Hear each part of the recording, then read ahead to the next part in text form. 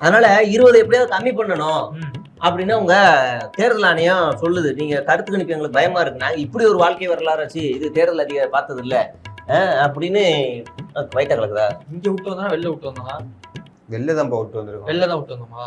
சரி இருக்கட்டும், அங்கேயே இருக்கட்டும். திருடிட்டு போறாங்க சொல்லுங்கப்பா. அதெல்லாம் நல்லா விட்டுருங்க. அதாவது 70 ஆயிடுச்சு.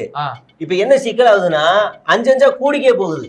5 கூடுது. 5 கூடிட்டே போகுது பர்சன்டேஜ். சரி. சீமான் மேல இருக்க கோவத்துல ஒரு 2% வருது. சரி. திமுக மேல கோவத்துல 2% உள்ள வருது. 2 தான் வருது. 2 வருது. இவங்க பேசுற பேச்சுக்கு அதிகமா வரணும். எப்படி 2 மட்டும் வருது? தெரியல, 2 வருது. அதிமுகவுல இருந்து கோவம் பண்றதுனால அங்க இருந்து ஒரு 6% மொத்தமா வருது. அதை சொன்னாப்ல, அங்க அதிமுகவுல இருந்து எல்லாரும் வந்துட்டாங்க அப்படின்னாரு, ஒரு 6%. அப்ப 80 ஆயிருச்சு. இங்கே சரி 80% ஆயிருச்சு. இப்ப இந்த 20% தான் அதிமுகவும் திமுகவும் கையில வச்சிருக்காங்க. இப்ப 80% நம்ம விஜய்கிட்ட இருக்குது. பெறப்பட்ட பேடிஎம் ரூபாய். அப்ப யாரா மத்த கட்சியில லூசு பையலான்னு கேட்காதீங்க. அவங்க எல்லாம் போயிட்டாங்க. அவங்க எல்லாம் வந்து இப்ப கட்சியை வேற எங்கேயும் நடத்த போறாங்களாம். இப்ப இது மட்டும் இல்ல, 100% வந்துருச்சு. நமக்கு 100 வந்துருச்சு. 100 வந்துருச்சு.